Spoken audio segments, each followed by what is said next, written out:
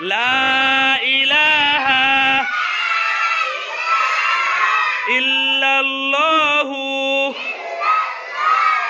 মুহাম্মাদুর রাসূলুল্লাহ। কালিমাই তয়্যিবার অর্থ আল্লাহু তাআলা ব্যতীত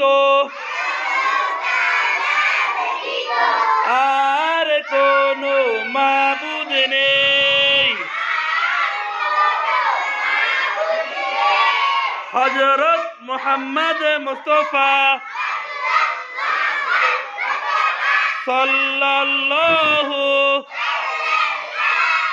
আলাইহি ওয়াসাল্লাম আল্লাহু তাআলার রাসূল।